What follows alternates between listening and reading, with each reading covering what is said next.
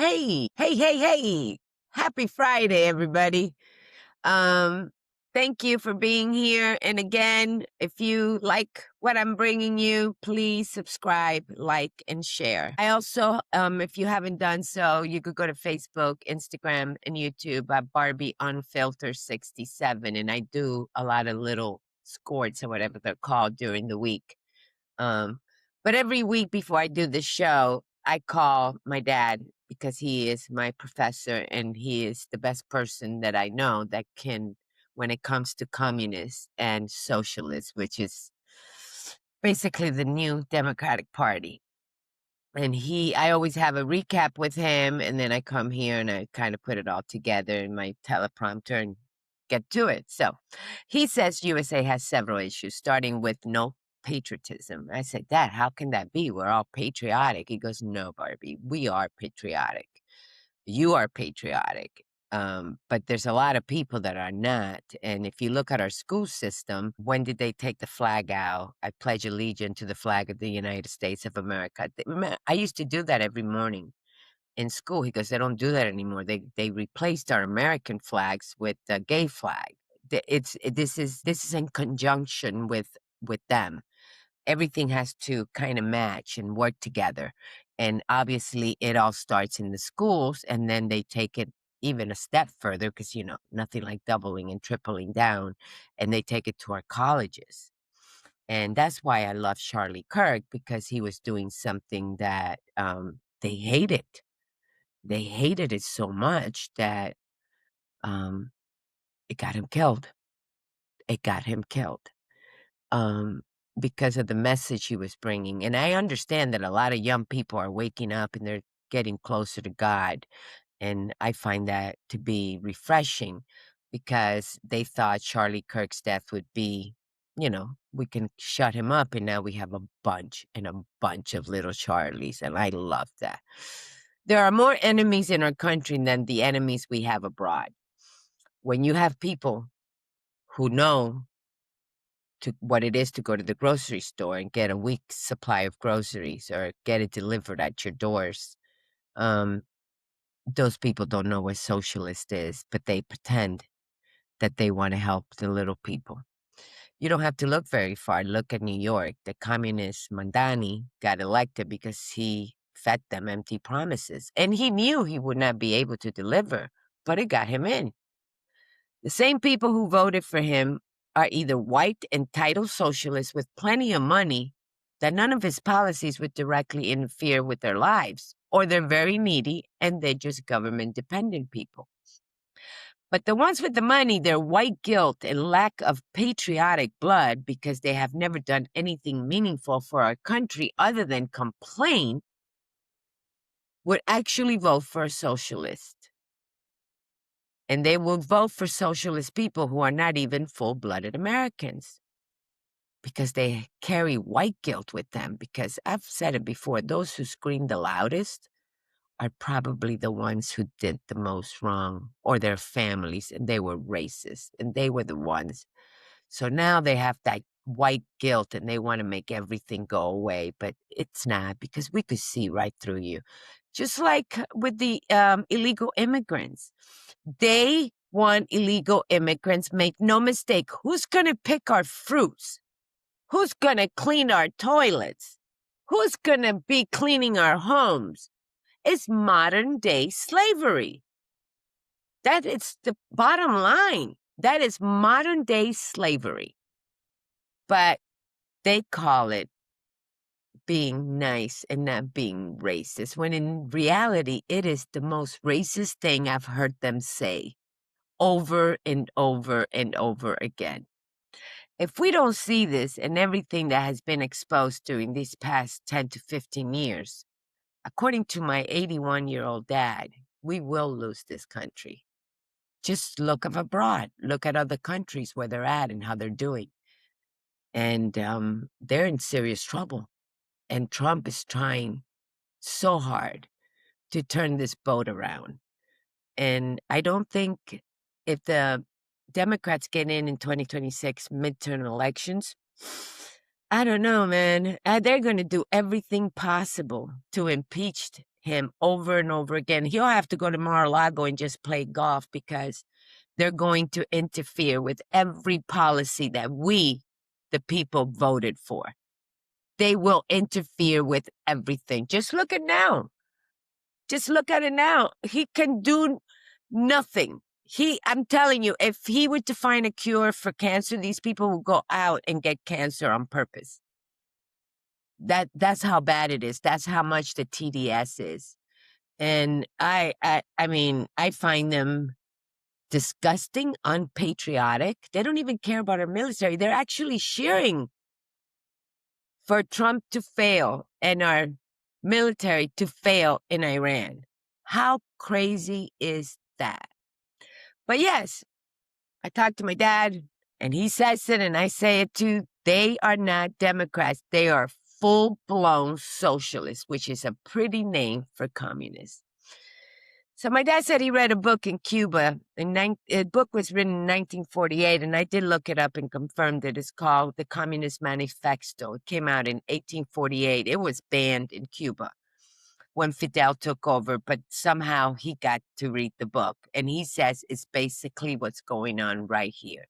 The book is a roadmap that these Democrats are following to the T. So I looked at this book, and yes, the Communist Manifesto was written in 1848, a widely available in bookstore, libraries, and online. You can find modern editions in English, ironically, Chinese, Spanish, and any other major language. A communist leader in history called Mao Zedong, Zedong, wrote an influential essay in the 1940s outlining communist strategy and philosophy. This writings help shape how communist movement operate. And many of these works, along with the foundations like the Sorrow, follow this to the T. The Communist Manifesto you could also find it by Marx and Engels, Engels, are still available today. They are part of the History Foundation, the communist ideology, and are studied in academic settings around the world. Well, I guess they haven't been studied enough because we're here. So, as I said in my Instagram and in my short messages, every time I do this show, I am going to bring you the victims. Say their names. And let's start right here with Lily Bova in Chicago, Illinois. A young woman gunned down, another life in a city that people keep pretending is under control. So let's see this. Let me see. Hello, here, Lily Bova. Let's share the screen. 16-year-old girl was gunned down in a quiet Chicago suburb last Saturday. Authorities have neither caught or identified her suspect. Keep in mind that they don't give you their skin color or their nationality because that's something that they keep for themselves. They wash that down. Sheriff deputies are reaching for people to identify for interest who have revealed few details about who may have killed her.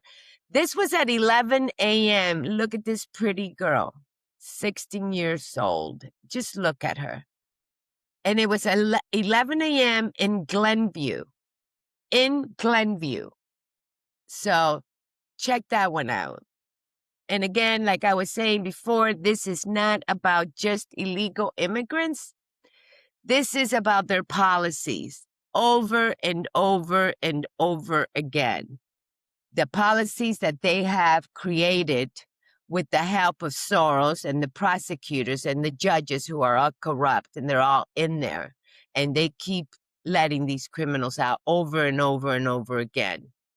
And of course, with the amount of illegals that we have now, we see everything. I mean, I feel like we need to open mental institutions again, and our courts, prosecutors have to be taken out. And the only way we could do that is with voting. So another life gone in a city that people keep pretending it's under control. Then we have Richard Williams, New York. The 83-year-old Air Force veteran pushed into a subway track in a random attack by the illegal immigrant, and he didn't make it. Now, this guy actually threw two people in. Let me look at it. Let's go look at this at the screen. He threw two people in. The 30-year-old survived, but he did not. A suspect, Byron Hernandez, is accused by prosecutors of pushing 83-year-old man Richard Williams, a 30-year-old man, into the track, with the younger man surviving the incident. Richard, 83, died after allegedly being pushed into the New York City subway tracks by a stranger. Byron Hernandez is accused by prosecutors of pushing Williams, 30-year-old man, also. The Department of Homeland Security requested Hernandez to remain in custody due to his prior deportation and criminal history. You think they're going to do that? Do you actually think they're going to do that? No, they're not.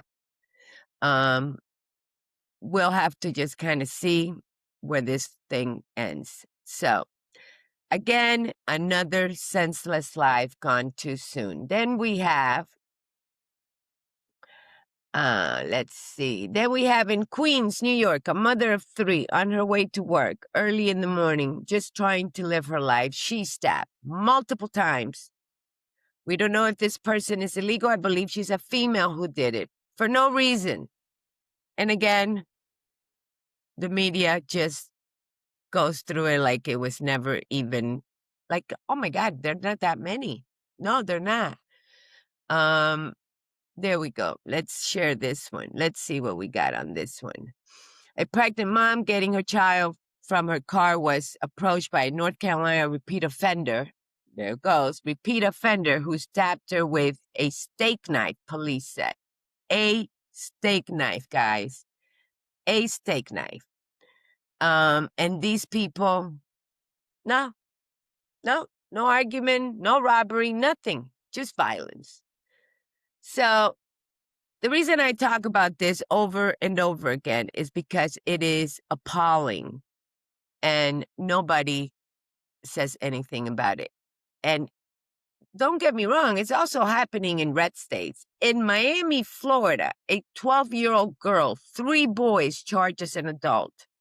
I'm not even going to go into the full details on this one because it is disturbing. But ask yourself, where is the outrage? Where are the nonstop headlines? No, the only headlines we get now is, oh my God, the gas is so high. Well, where were you when Biden was in office? Because that didn't take long. I mean, we didn't even see prices go down at all. It was just up, and up they went. And nobody said a word. I still remember the little stickers that everybody was putting. Those are funny that they were putting in the gas pumps. And I thought it was great. I mean, I loved them. And so why don't you just take it like we took ours, just like we took the 4 years of destruction from the Biden administration. So at what point do we stop pretending this is normal? At what point do we stop filtering which victims matter and which ones don't? Because that's what's happening. Some stories get pushed, others get buried, and in some instances, they refrain from telling us the nationality of the attackers, their race, or if they are even here legally. Why do they do that? Because the media has been complicit. They are whitewashing the stories. Yes, they are, gentlemen, ladies and gentlemen. They've been doing this for years, always in favor of the Democratic Socialist Party. And American people are starting to notice, or will we continue to look the other way? What country will we go to? I cannot pick a boat and go to another country. Not to mention, if you look around, other countries they're in deep shit. I mean, Spain is, I had no idea. Canada, look at Canada. I mean, these countries they're already in there. They have already infiltrated this country. And not that I'm saying that they're not here, because they are, and according to my dad, plenty of them are. But we're going to have to change, and Trump cannot do this on his own. 2 years or 4 years is not going to be it's not going to be enough time to change or turn the direction of this country. So I'm going to talk about something now that's kind of what everybody's talking about. If they ain't the Democrats, if they ain't talking about the gas, they're talking about affordability. Like, when the Biden was in office, we didn't see it. Remember, they told her it was transitory. Oh yeah, it's transitory. Pfft, move on. Look the other way. That's what they do, because it's all about their party. It's all about control. It's all about power. They want it. They don't want to give it up. And they'll do anything to keep it, including the death of all these senseless death of all these victims. They don't give a shit. They live behind gated communities. Like, remember all those award shows with the little pin? Oh. Those people are stolen land, but you're on it. Give it up. You give it up. No, they not only will not give it up, but they'll look the other way and only look at what's going on when it's convenient for them. So the Iran and leadership. Now let's talk about something bigger. Iran. This didn't start yesterday. For decades, Iran has been involved in destabilizing regions, supporting terror and threatening the U.S. of America, or United States of America, shouting death to America over and over and over again. They mean it, and they will do whatever it takes, including infiltrating our great country, because our borders are a joke. Nobody's being vetted. Nobody was vetted. And it's just not with the Biden administration. They have used this immigration policies for decades as a political pawn, instead of really doing something about it and coming up with a plan to keep our borders safe and vetting people. The software to vet these people that come from other countries, to find out why are they coming here, what's the reason, keeping up with them, following up with them. Because when I became a U.S. citizen and I pledged allegiance to the American flag, I pledged it. They don't. They don't pledge. So for decades, Iran has been involved in destabilizing the region. They're so terrorists that now they're even shooting at all the people around them. Oh my God, I thought they just hated the Jews. No, this is bigger than we thought. And no president has done anything about it. They keep kicking the can. I've said it in one of my shorts, kicking the can. Obama gave them money, because that's what they do. They give money. They think they're solving a problem, but they're creating a problem, a bigger problem, because now they have the money to continue with their weapons of mass destruction. Donald Trump had a clear message from the very beginning. America is not going to be pushed around anymore. You saw the end of the Iran nuclear deal. Sanctions that hit their economy hard. And the elimination of Soleimani, or whatever his name, Soleimani. So that wasn't about chaos. That's about getting shit done. Democrats don't know how to get shit done because they create problems. They don't fix them. They have no policy. The only policy they have is get Trump. That's not a policy. That's a hatred for one particular man. I mean, you even cheering for Iran to win. Just look at CNN, MSNBC. They're not patriotic at all. This wasn't about chaos. This was about preventing a bigger threat down the road, because some conflicts are years in the making. And this one has been 47 years. When Democrats complain, ask yourself, what is the plan? What will you do differently? Just ask them. They don't have an idea because the Democrats gave Iran all the money they needed to continue with these weapons of mass destruction. And if they could be honest for 1 second, they know Trump is doing the right thing. But they just don't like the idea that it's Trump doing it.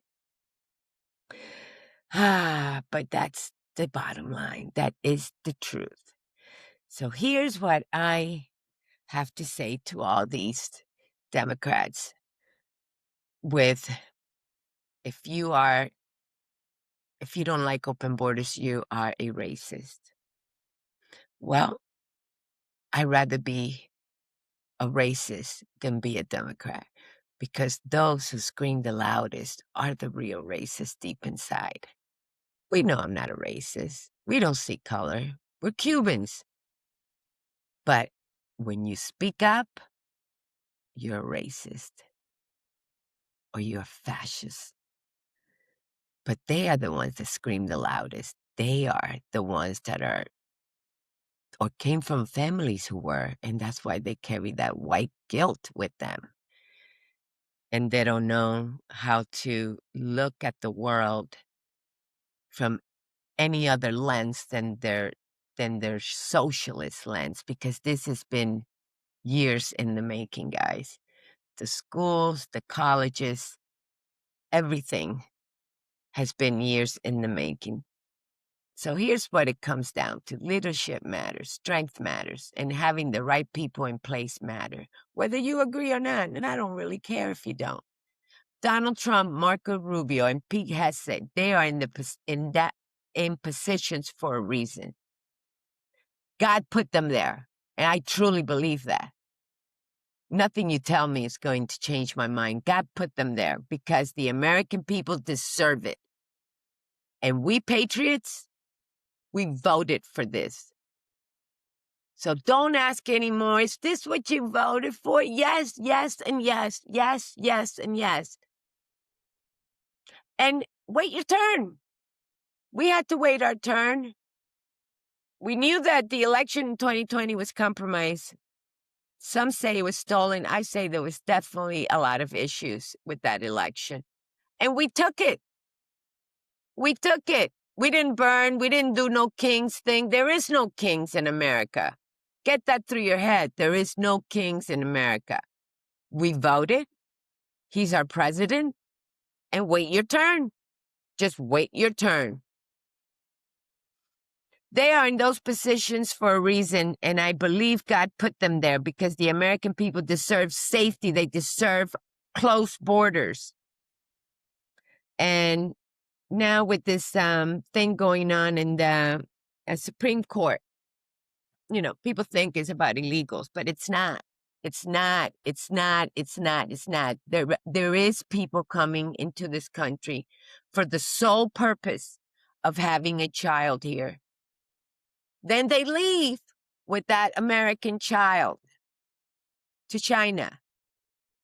They teach them how to hate America. And then they come back to America to spread their hate. Whether it's Russia, China, we know it's happening. We know it's happening.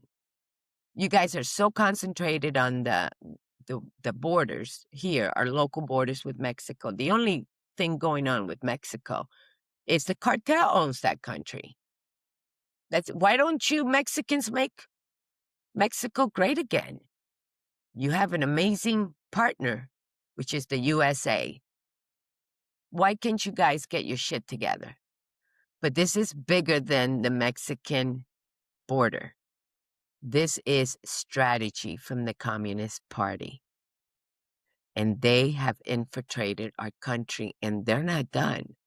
And if we don't stand up and wake the fuck up, I'm sorry, I hate to be a Debbie Downer, but they are here. They are here. So we deserve better than that. And we deserve networks like MSN and MSNBC to be honest with the American people. But we know that they are complicit and they are paid and bought by the socialist democratic parties. I am going to keep saying their names, and I'm always going to bring you victims in my shows. I don't think there ever be one victim or two or three or four or five. There will always be victims because our courts and our judges are also bought and paid by the Socialist Democratic Party. And another guy that's really, really doing some damage is this Soros guy. And even though he's old and he's going to die, guess what? His son feels just like him and is doing the exact same thing that he did. So when he dies, we have that bigger problem. You know, Pam Bondi got fired, and I can see why. We want accountability. We really want accountability. And, you know, I think she dropped the bomb with the Epstein files. And then again, when she said, well, if I release everything, the world will, as we know it, would be whatever. I don't give a shit. Burn the whole fucking thing down. Burn it. Burn it all. Show everybody who are these monsters. Because they keep messing with our kids, with our young kids. They keep messing with them. That's why the schools are the way they are. We have very few teachers left with patriotic blood in their veins. We have a bunch of liberals teaching our children. And they have moved into positions because they think they're smarter than us. They have moved in positions that they're teaching our kids. And then they go and become a professor in college. It is a really, really bad predicament that we're in. And I hope to God that we can keep the House and the Senate in 2026, because it's going to take a lot more than 4 years to turn this boat around. So we're going to keep saying their names, all these victims. We're going to keep telling those stories, because if we don't, they disappear. And that's something we cannot allow. It's not like I can get on a rowboat and leave this country. Where am I going to go? Have you looked at our other countries? Look at Spain. Look at Canada. Where are we going to go? So I hope that some of the people who follow me, again, like and spread the word,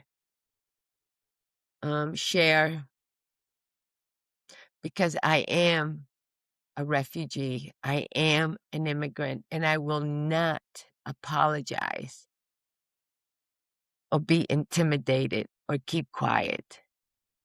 So thank you. And the credit goes of this episode, my credit goes to my Cuban professor, Girardo Barbaro Caballero, aka my skipper, who risked everything to bring me and my mom's family to this country, a country where dreams come true. Capitalism does work. And I won't be silenced or intimidated by those so-called college graduates who says that we aren't educated. I get my education from real communists, real people that have lived in communist countries. And my professor, my dad. I love you guys. Thank you for being here. Like I said, like, share, subscribe. And if you have a minute, go to the socials and get me on YouTube, Instagram, and TikTok. I do a lot of little things there throughout the week while I work on my weekly show. As I said, I don't know where this is going. It's therapeutic for me. If I could just change one, and again, one is all it takes, and you can change somebody else's mind, and so on and so forth. But if we don't speak up, we cannot move forward with what we know is going on in this country. So I urge everybody to don't stay silent. I know that going toe to toe with these liberals can be exhausting. I know. Trust me, I freaking know. But they cannot intimidate us. They say I think in the View, they called us uneducated. But having life experience is an education that none of them will ever have unless they actually go through some of the terrors that Cuban people, Iranian people, Venezuelan people have gone through. So again, with that, I leave. Have a great weekend. May God bless you and love you. Thank you, guys.